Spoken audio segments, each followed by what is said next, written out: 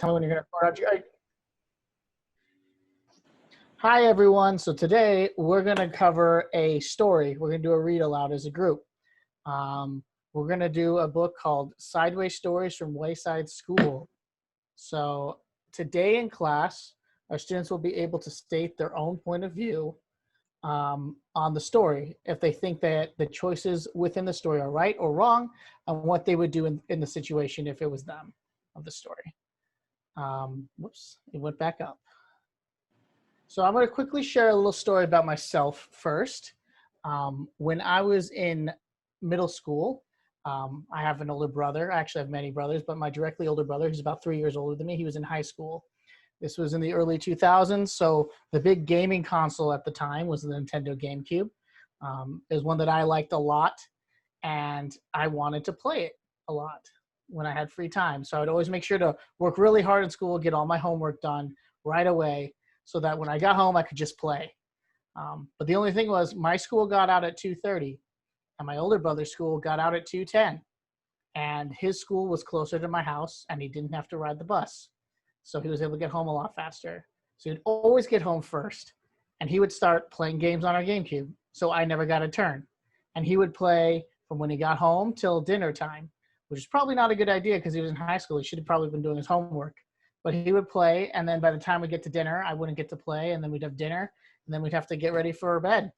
So it kind of stunk, and I never got to play that often. So it happened occasionally that I got to play, but not very often.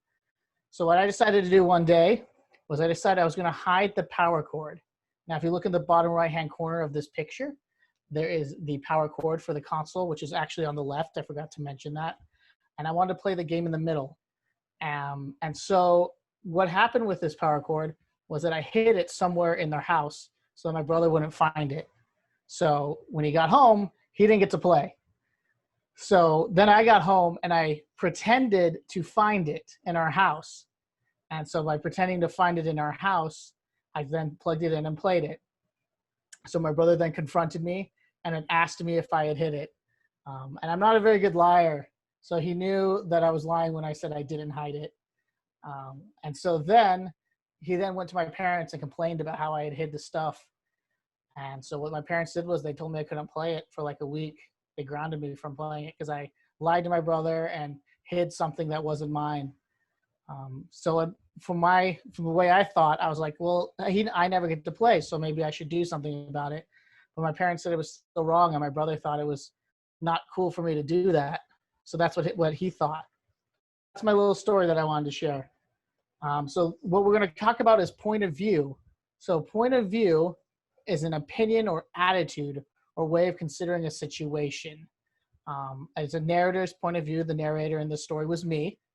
Point of view is shown through the way the characters are depicted, the characters being me, my brother, my parents, and how the narrator reacts to characters' actions. So really quickly, what do you think were some of the point of views of this story that I just shared? Yes, Juan. Your story about going to not be able to play the GameCube. Mm-hmm. Okay. Anybody else? Whose point of views were there in the story? You shared your point of view? Sorry, you shared your point of view through how you saw the situation? Okay. And then there was also your brothers and your parents' point of views that you weren't able to share.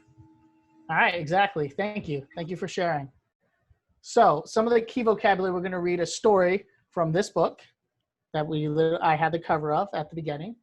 Some of the key vocabulary, a lot of the words are pretty simple, but it's something I thought we should share. We're jumping, reason, hopscotch, Mississippi, which is a state in the US, solution, immediately, and then rat, which rat is very simple, but I find it very important to our story, and you'll find out soon enough.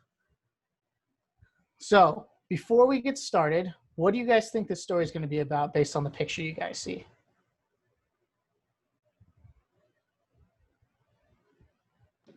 A troublemaker. A troublemaker? Roberto, you look like you have something you want to say. Is it about DeeDee?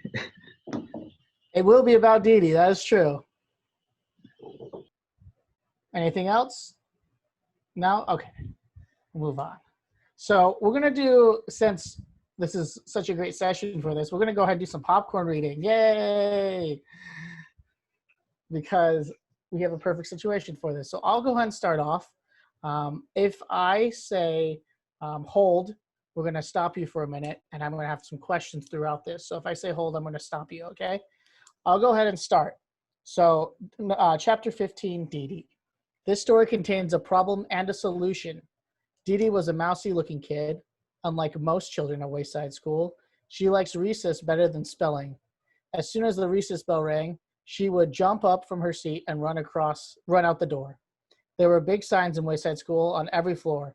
No jumping down the stairs. DeeDee never seemed to notice the signs. She jumped down the stairs. Some children took the stairs 2 at a time. DeeDee took them 10 at a time. That was on the way down. That was on the way down. It was funny. She never seemed to be in quite the same hurry on the way back up. So really quick, I want to ask you guys a question. How did the author describe DeeDee at the beginning?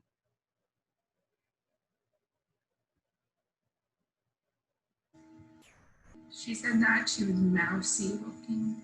Mousy looking. That's correct. Thank you for that, Brianna. All right. I'm going to go ahead and pass it off. We're going to start with Juan. So Juan, you can go ahead and start reading from There Was Another Sign, and I'll go ahead and stop you when I'm ready. All right. There was another sign at Wayside School. No cutting across the grass. DeeDee must not ever seen that one either. She cut across the grass and ran up to Lewis, the yard teacher. I want a green ball, DeeDee said. The green balls were the best. I'm all out of green balls, said Lewis. Okay, then I want a red ball, said DeeDee. The red balls were just as good as the green balls. They didn't bounce as high, but actually, sometimes you don't want a ball to bounce too high. I'm all out of red balls too, said Lewis. Do you have anything left? Said DeeDee. Okay, hold. All right. So a few quick questions. Why did she want to get out to recess so fast? And why didn't DeeDee want? Actually, no, that's the only question I want to ask right now. I'm sorry. Why do you think she wanted to get out to recess so fast?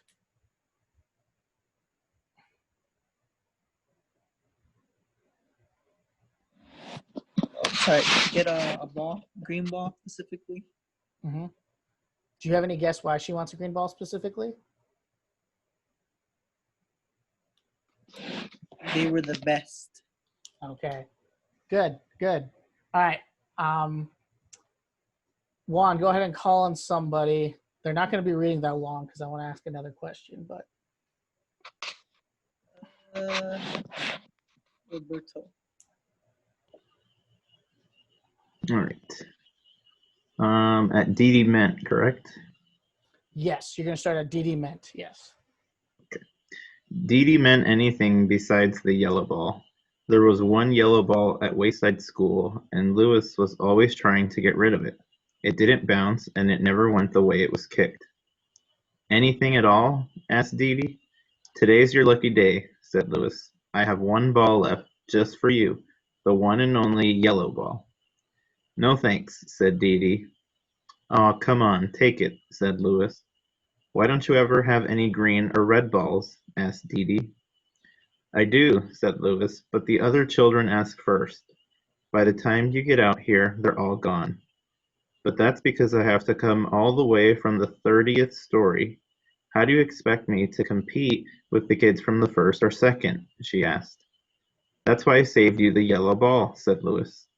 Everybody wanted it, but I saved it just for you. I bet, said DeeDee. She took the yellow ball and bounced it on the ground. It stopped dead with a thud. She stepped back, ran up, and... Sorry, let me move this. Stepped back and kicked it. It went backwards over her head. She didn't bother chasing it. Okay, hold. Instead, she played hop. So, thank you for reading, Roberto. I appreciate it.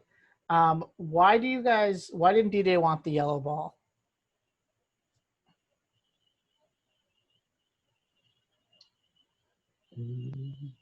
It didn't. It wasn't as good as the yellow or the green. Yep. And why didn't Lewis have any red or green balls left? All the other kids took it. The other kids took it. They got there first. Okay. So I believe that the only person left that hasn't popcorn read yet is Brianna. All right. Instead, she played hopscotch with Jeannie and Leslie. She thought it was disgusting. The next day, DeeDee asked Miss Jules if she could go to recess early. Why? Asked Miss Jules. So I can get a green ball before Lewis gives them all away, said DeeDee. I'm glad you have a good reason, said Mrs. Jules. Yes, you may go, but first spell Mississippi for me. Spelling was not DeeDee's best subject. By the time she finally got it right, she was 5 minutes late for recess. She jumped down the stairs, cut across the grass, and ran up to Lewis. There were no green balls left. There were no red balls left either. However, there was still a yellow ball. DeeDee played jump rope with Joy and Marcy. It was no better than hopscotch. So DeeDee's problem was to figure out a way to get a green ball, or at least a red ball. You will already know that this story also contains a solution. DeeDee figured it out. See if you can too. Remember everything you know about DeeDee, Wayside School, and Mrs. Jules. All right, perfect. Thank you. So, a quick question. What do you guys think DeeDee's solution is going to be coming up? Anybody have a guess?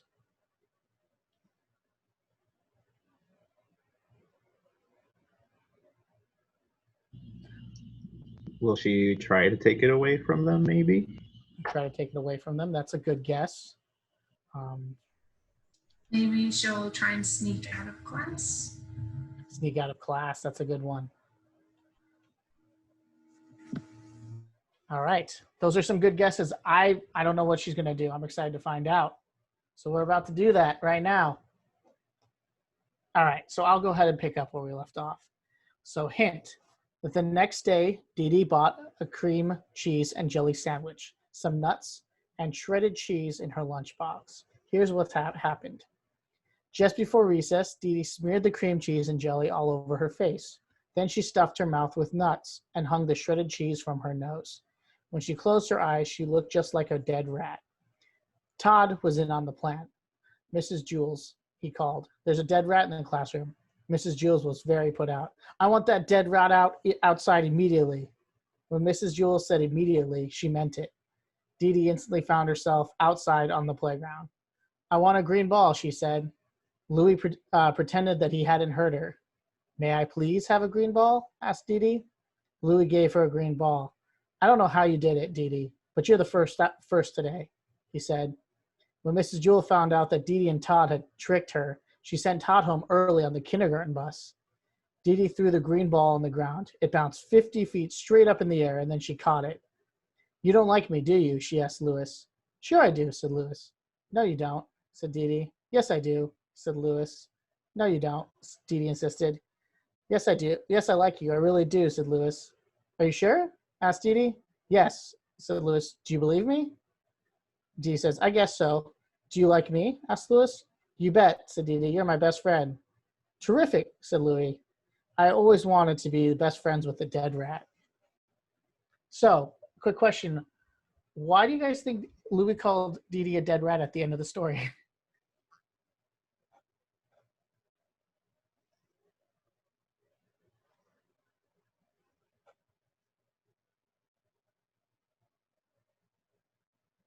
I'm going to call on someone, and it's going to be Roberto.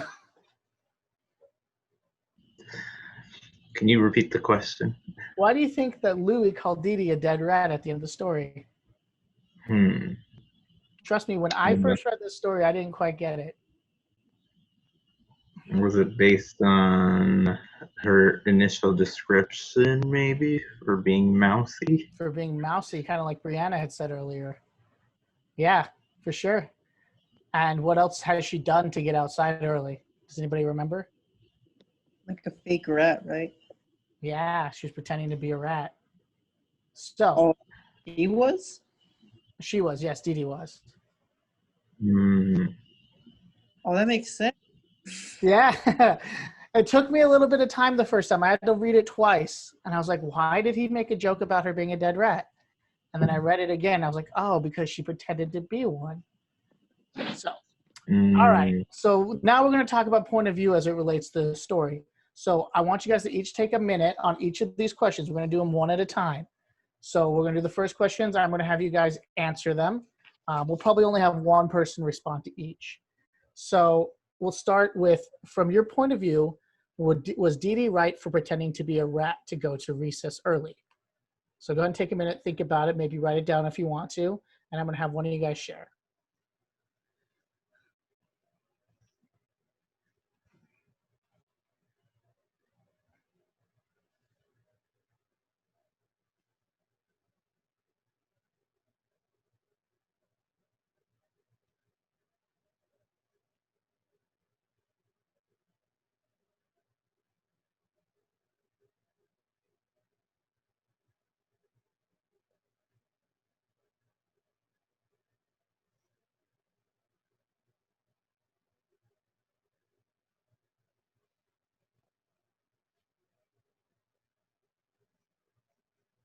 Okay, let's bring it back.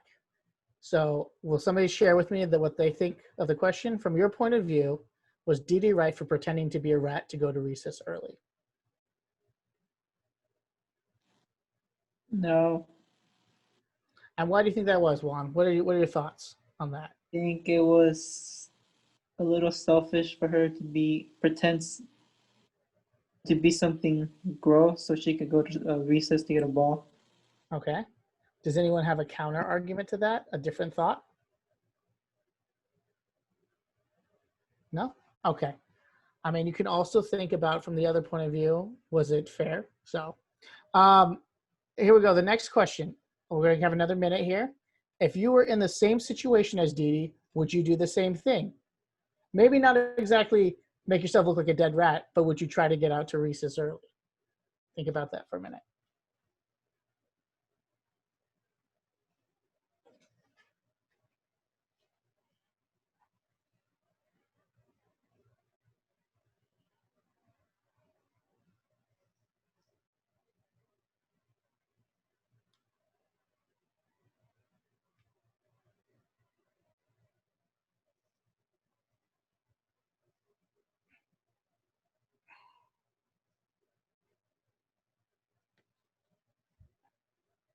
Okay, I'm going to pick on somebody for this one. So, Brianna, why do you think, if you were in the same situation as DeeDee, would you do the same thing?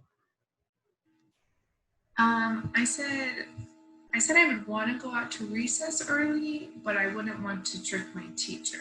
So, you wouldn't want to trick your teacher. Does everyone agree with Brianna there? Is that what you would do? Well, you guys are very good students, not tricking your teacher. I appreciate that. So we're gonna go on to the third question. From your point of view, is it fair that DeeDee can never get a good ball because she has to come from the 30th floor and is always late? Let's take a minute there and think about that.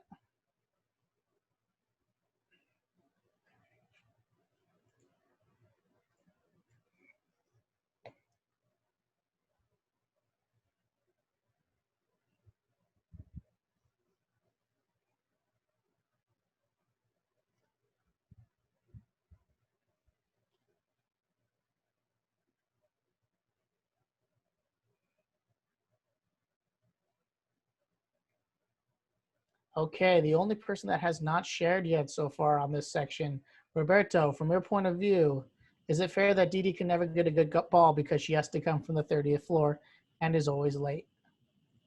I think the situation is unfortunate, so maybe it's a little unfair, but I think there are other ways for DeeDee to uh, use a green or red ball, in my point of view. From your point of view? Awesome. Thank you for sharing that. So we're going to go to the last question now, which I think is a very important one. Do you guys think that there is a solution to this problem of DeeDee never having a ball for her at recess? Now I want you guys to come up with what kind of solutions you think you could have for this situation. Let's take it like a minute, minute and a half for that one because it's a little bit longer of a question.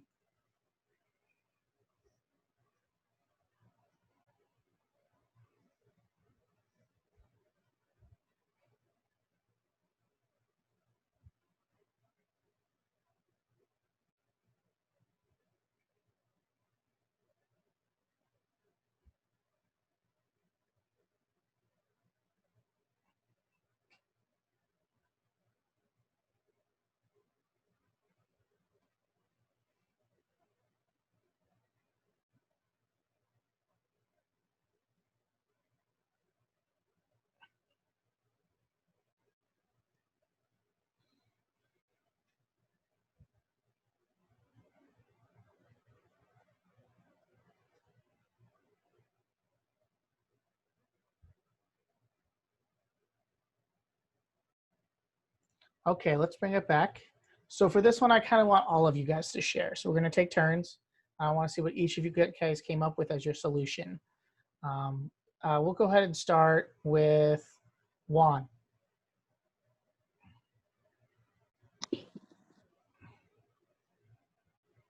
So what solution did you come with? Sorry, go ahead.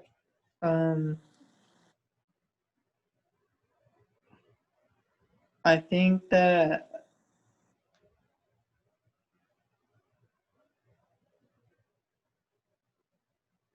I feel like DeeDee may be a little rude when she talks to Lewis. I'm pretty sure that's either the person that watches them outside. It is. So I always think that if she was more nicer, like say like once a week, she's like, "Oh, Lewis, I never get a green or red ball. I always get a yellow. Can I get a red ball just for this one time?" You know, instead of just saying I want a green or red ball. I think if she asked nicely, she would. The teacher could provide a ball for her. Thank you for sharing, Juan. What about you, Roberto? What do you think?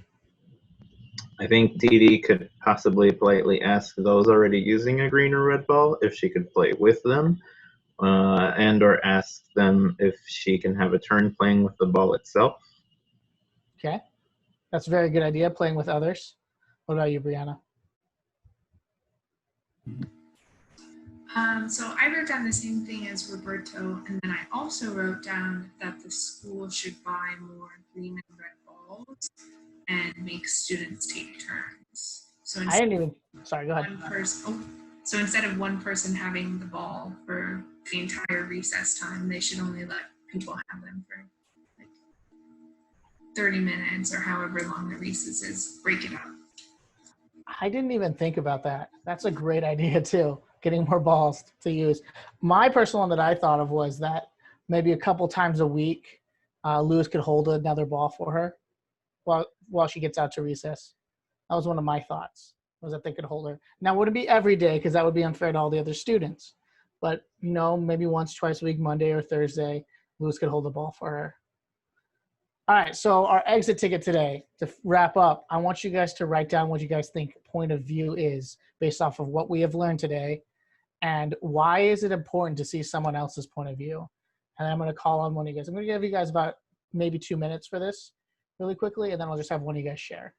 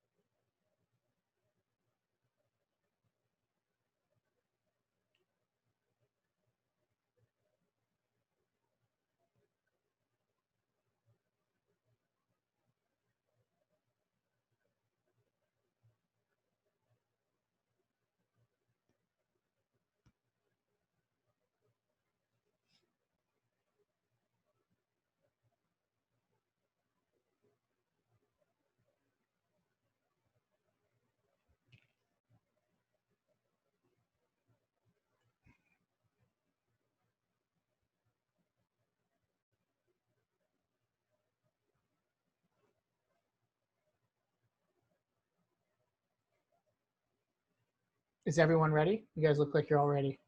All right, actually, I'm going to call on 2 people, one for each question. So the first one, I'm going to ask Roberto, what is point of view?